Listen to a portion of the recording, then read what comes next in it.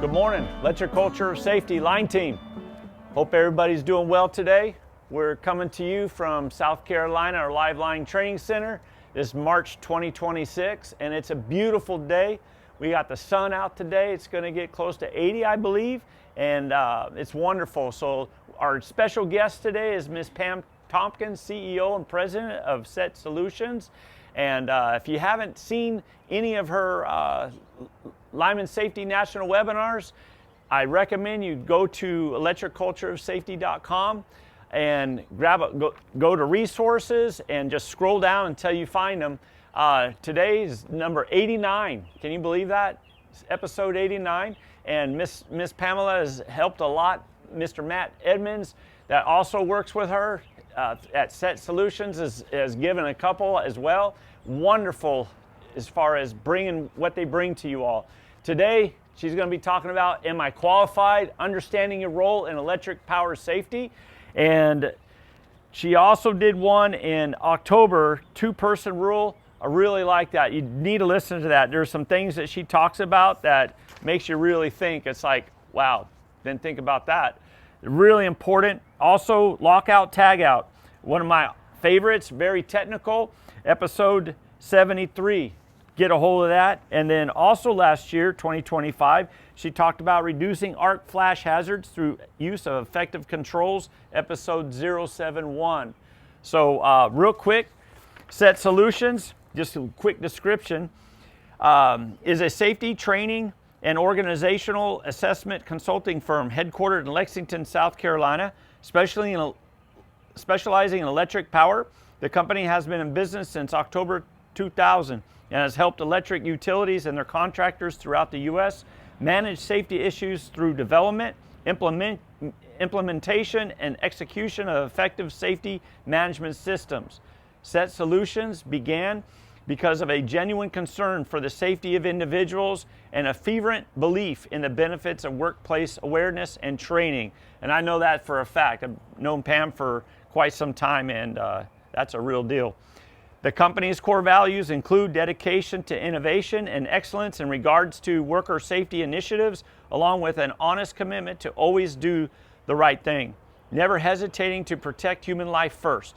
SET Solutions is further dedicated to providing organizations with appropriate tools and support to build and manage a sustainable safety system. And Ms. Pam, welcome aboard. Well, thank Appreciate you. you being here once again. As always, it's wonderful. Yeah. Thank you for all that you do and your company, your contributions to ECOS, Electriculture of Safety, and getting the word out to our folks all around the country at no cost. You're giving back. I really appreciate you.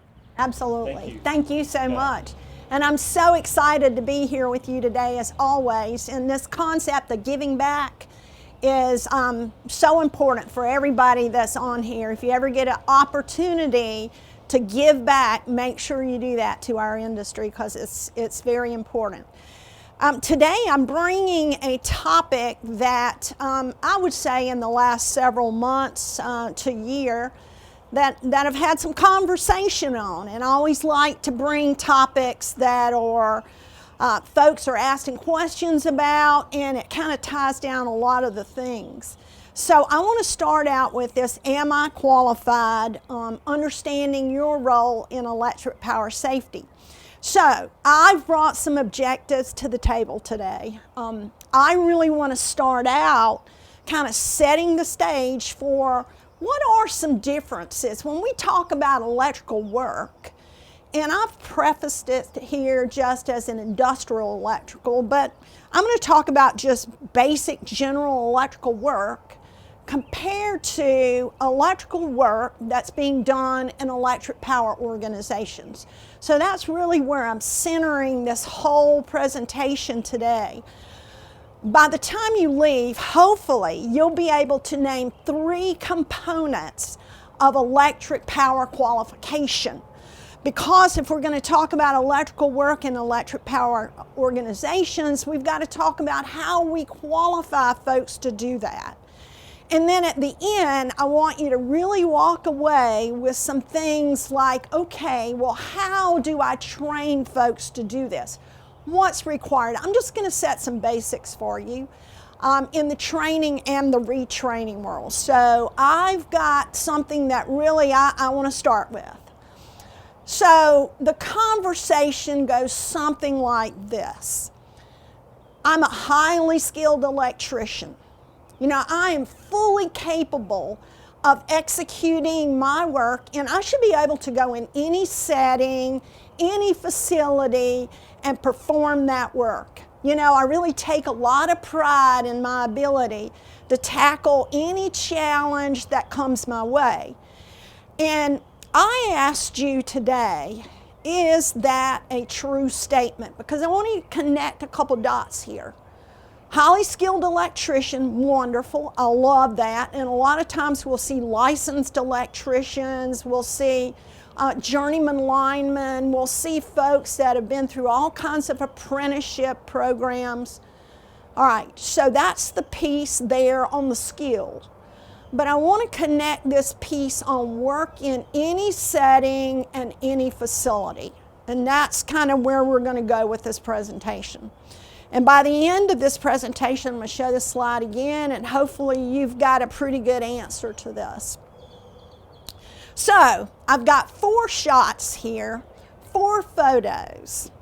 And at the very top, I've asked a question. What do these electrical systems have in common? So if you look at all of these, I'll just set the stage for it. You've got a really basic system up on one side that looks like, hey, I've just put in a new air unit, and now I'm going to have an electrician come in and hook up the electrical system for this air conditioned unit, right? I've got on the bottom side of that, I've got what we would call an open air electrical substation, most likely distribution substation. On the other side, I've got an overhead structure. You know, I've got distribution transformers hanging there. And then underneath that, I've got either it could be an industrial facility or it could be a generation facility where I've got metal-clad switchgear, I've got motor control centers, and I've got all the other things that you would see. So what I would say that they have in common is electricity, right? They all have electricity in common. But my second one is, what do they not have in common? Okay? They don't have in common the people that are going into these facilities because of the hazards associated with the electrical work that's being done in those facilities. So for instance, I wouldn't take a line worker and put them over on an air conditioning unit, hooking that up from an electrical system, because that's hooked up through National Electrical Code. It's hooked up through a lot of different things that they may not have the working knowledge of. Then I would not take that same gentleman or lady that's going to be working on that top system on that air conditioning unit and put them in a substation.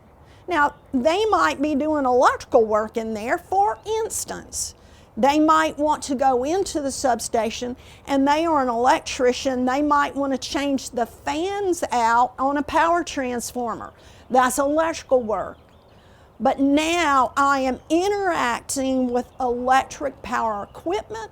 I'm in and around that equipment, and my qualification to actually put in for this air conditioning unit is not going to be the same because my hazards are different. The same way on an overhead power system. I'm not going to take somebody that works in a substation on a regular basis and put them out on an overhead structure in an aerial device and expect them to work on pad or pole mounted equipment.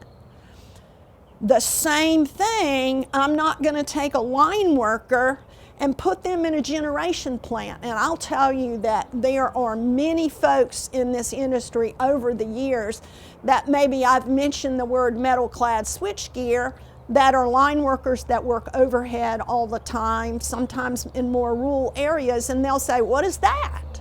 They don't even know what it is.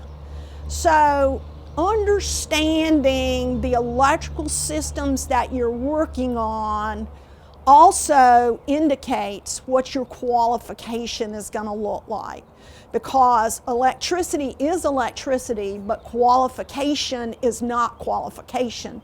Hopefully that makes sense. That's going to take me to the next slide. Well, why do you think OSHA and the National Electrical Safety Code write standards for electric power folks? So folks that are going into these electric power facilities, whether they be generation, transmission, or distribution.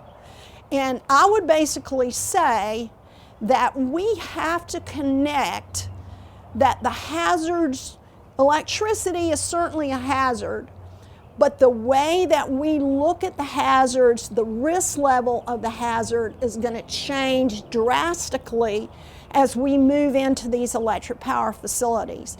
And I'm going to call them electric power system hazards, and we'll set the stage for what that means. And I've pulled a slide together here, and I know it's a lot of stuff on here, so let me kind of set the stage for it. In electric power, we're going to talk a lot about step and touch potentials. We've got induction hazards, all kinds of things that you are not going to typically see in an industrial application. So you've got an electrician that might be licensed electrician that's now going into areas that step and touch potentials are massive. I'm going to talk a little bit about the step potential side of it, and on the very bottom of this slide I'm showing a little bit about the step potential slide, because you are dealing with voltages that are much more, you know, in more the industrial side, your voltages can be higher. And by the way, the NEC, the National Electrical Code, and the next edition of the code, we're going to see major changes in the way they're categorizing this as far as voltages are concerned. But typically you would look at the industrial side as, you know, your 1,000 volts or less. Certainly folks work higher than that, and that's what you're going to see the change on in the next edition of the National Electrical Code. Step potential, though, when you've got the kinds of voltages, distribution and transmission voltages, you have the potential for voltage drop and current flow across a human body that you're not going to see a lot of times in more an industrial setting. You've got touch potentials there. And I would say that I've put a slide in here on burns because I want to make sure I connect this for you. Is you can see the first and the second degree burns and the third degree burns, but electric contact burns are going to push me into the 4th degree burn. And so when I have a touch potential, I'm definitely going to have contact burns. And as you can see, as the very last one on this slide, it requires surgical intervention, often with amputation. So you're going to be folks working in areas that have these massive step and touch potentials. So there are things that have to happen, and that's why electric power has their own standard with all the things that are involved in it, that we're going to see kind of a list of things here in just a few minutes. Now, the second thing that we have to deal with in electric power is arc flash. Certainly, in all electrical systems, you have to deal with arc flash. In our world, though, you have to deal with things like I'm showing you here on a slide. One of the other major things that you have to deal with in our industry is catastrophic explosion of equipment. And equipment that has massive amounts of oil in it. There's no way the human body will be able to survive it. So understanding the hazard that you may be working on a piece of equipment from an electrical standpoint, like changing the fan out on a power transformer, and being in areas where there are massive amounts of oil that could catastrophically cause damage. The other thing is falls. You have folks in our industry that are working from power structures. You have folks that are working in aerial devices. They're working up on substation structures or other structures that you're not going to see maybe in other areas. Now, I want you to think about this. So in electric power, if we're talking about all these types of hazards, then what's going to make somebody qualified? And I've keyed in something here. I want to make sure that you see. It says work on, okay? Make sure we understand that, work on, or near electric power facilities. So I'm going to be talking about qualification for people that work on, and I'm also going to be talking about qualification for people that are working near these electric power facilities. So it could be an overhead area, or it could be a substation, and a lot of times in the underground, the URD world or underground world, we see that. So let's just key into that. So let's look at the definition, though, to start with. What is OSHA going to tell us about this? And honestly, you're going to see basically the same thing in the National Electrical Safety Code. So what does it say? One who is knowledgeable in the construction and operation of the equipment.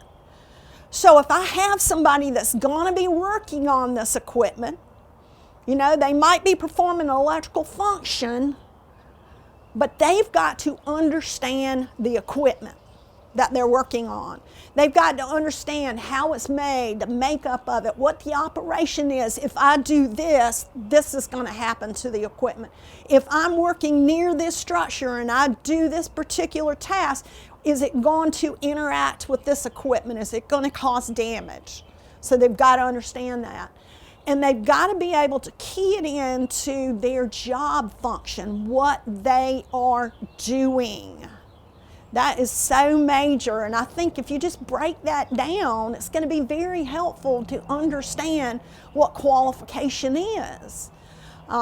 So let's move on and look at very specific things that are required.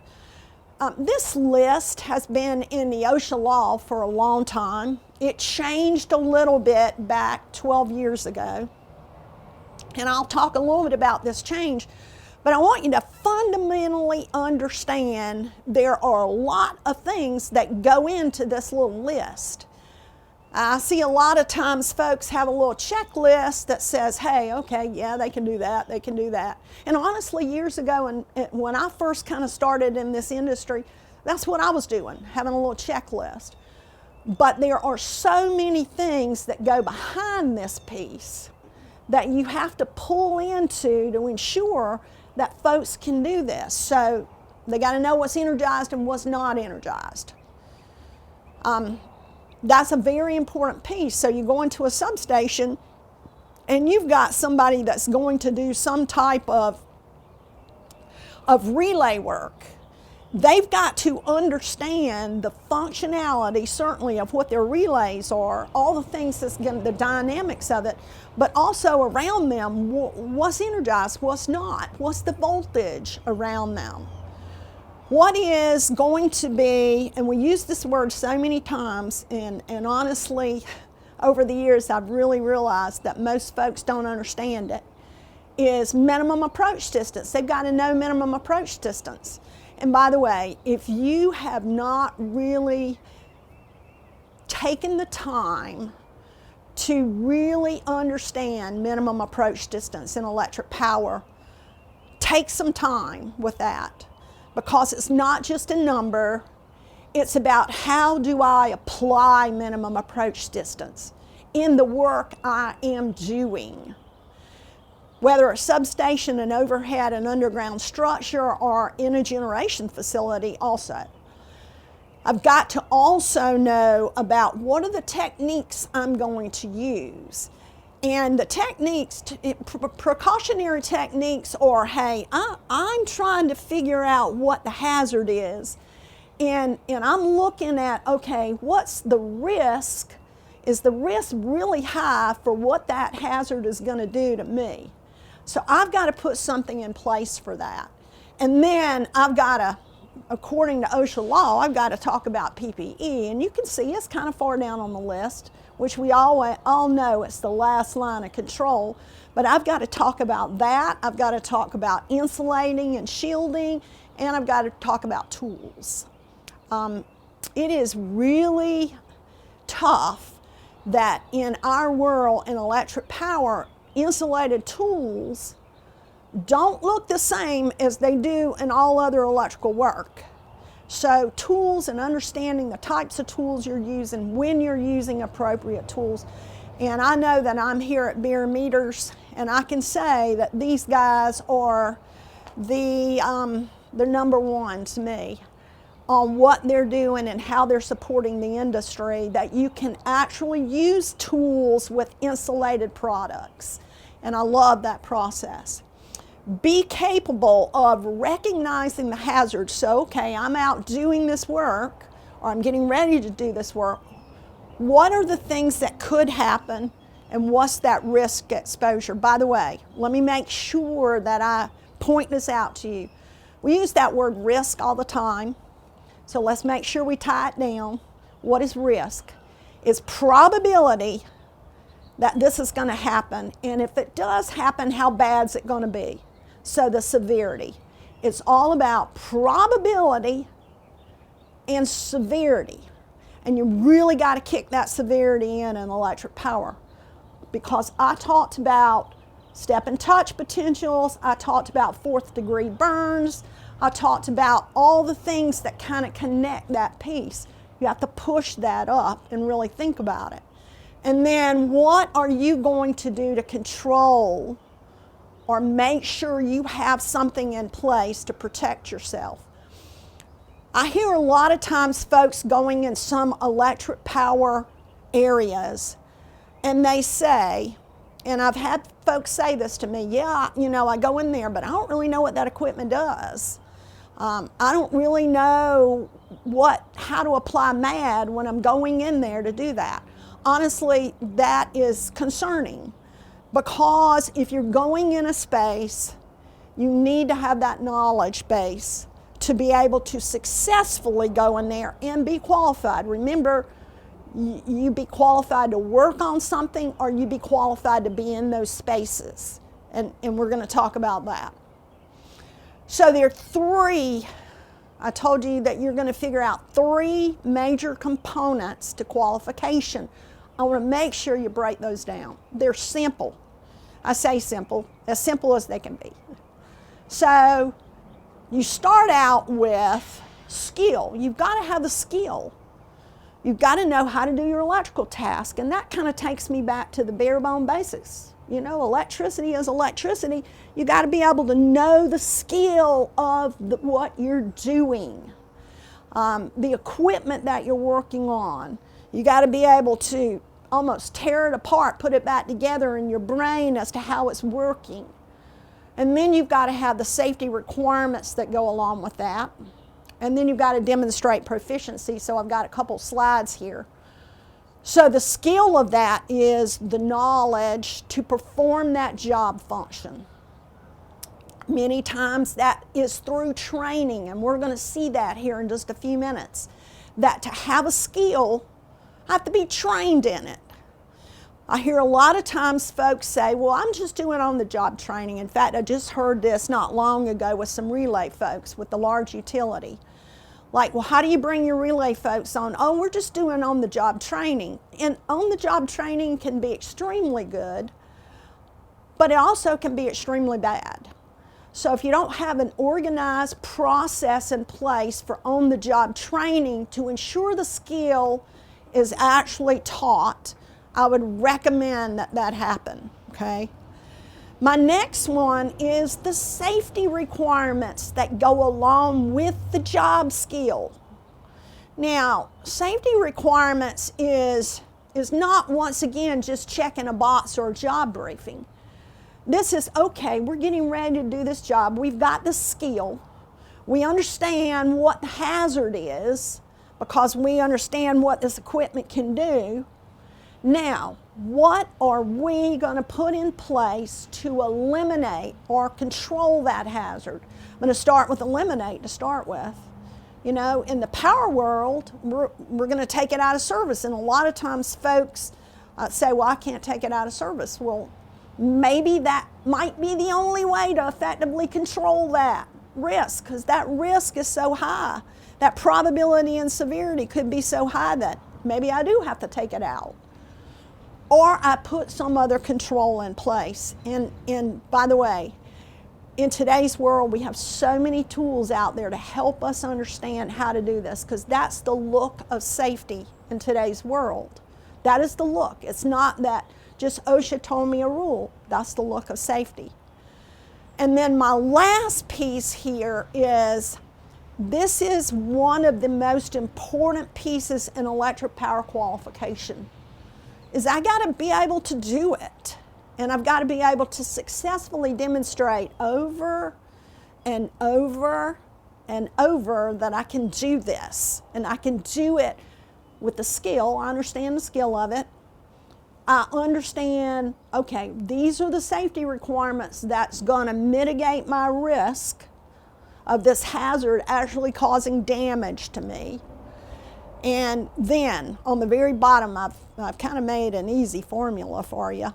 Okay, skills plus safety requirements plus demonstrated proficiency is going to get you to qualification. And keep in mind, electric power goes back to what is the task I'm doing. If I'm an electrician and I'm going in a substation to change out a fan, okay, do I have the skill of that?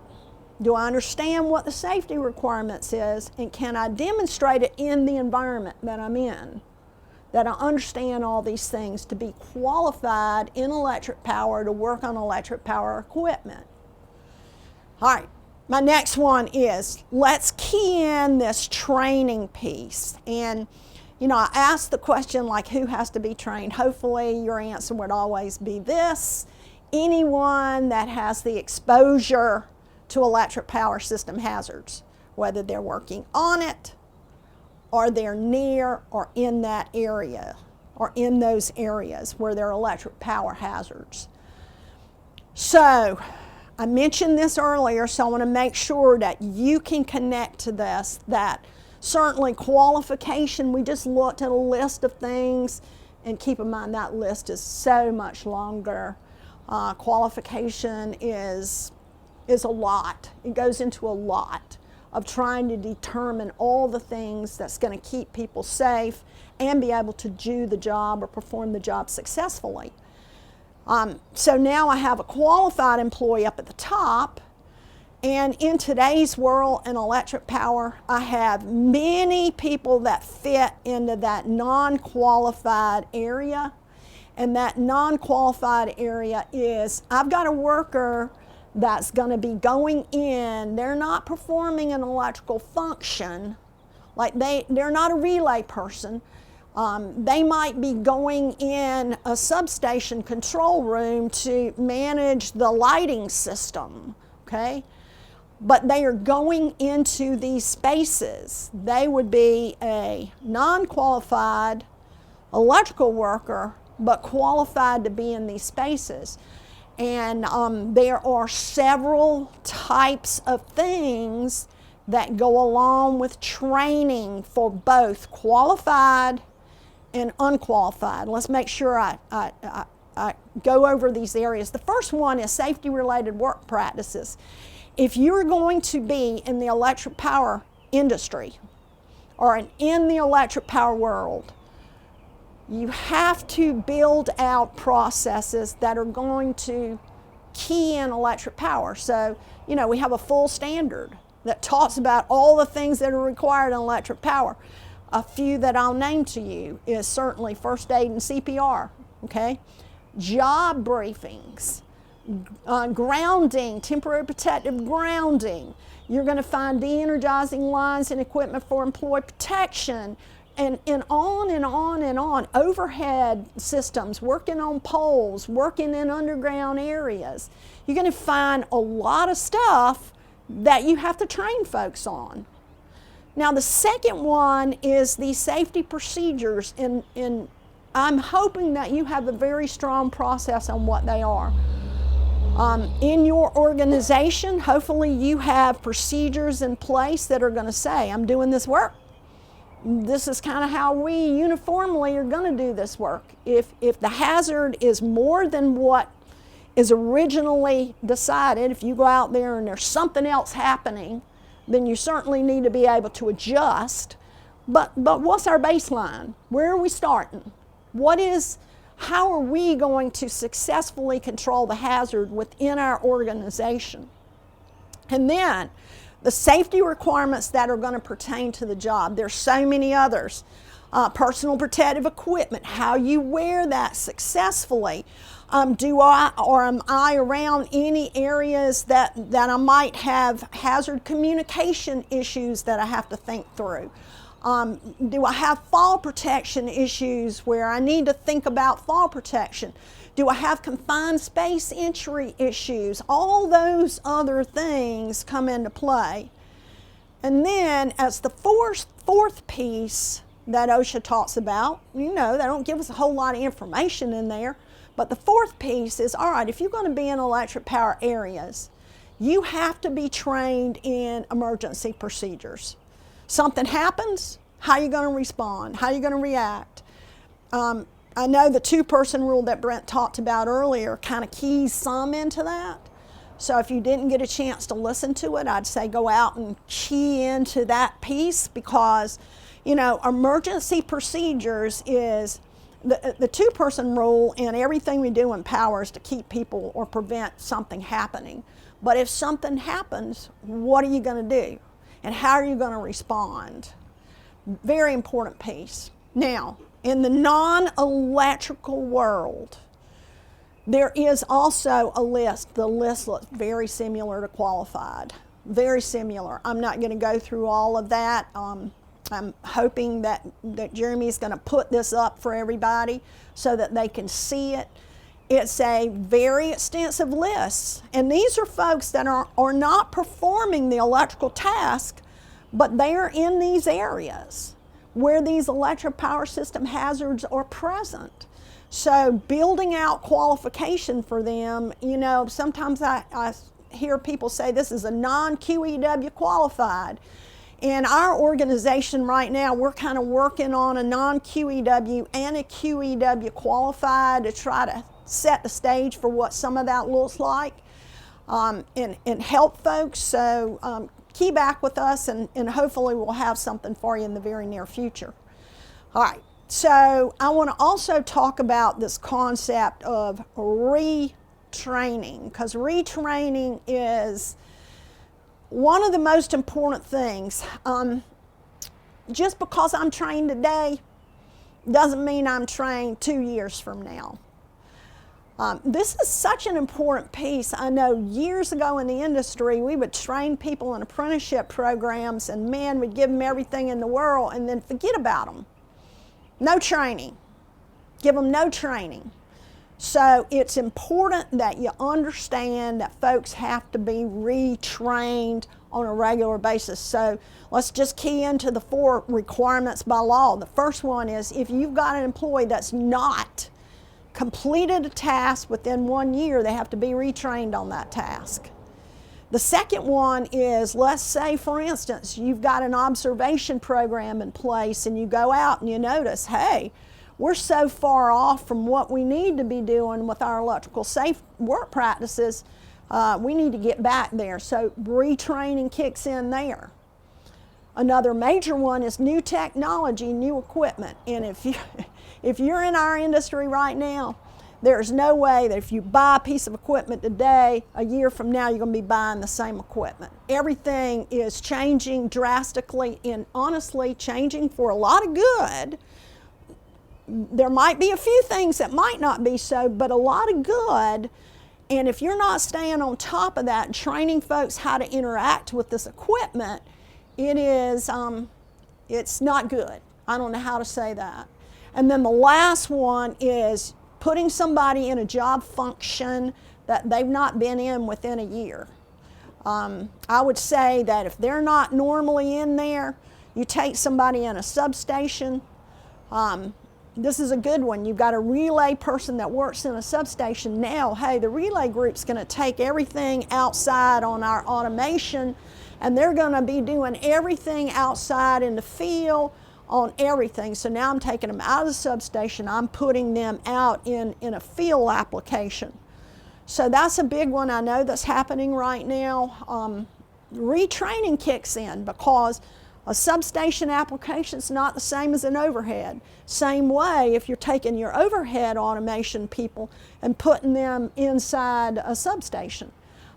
So you think through how all this works and retraining kind of kicks in. So I started this presentation out with this slide.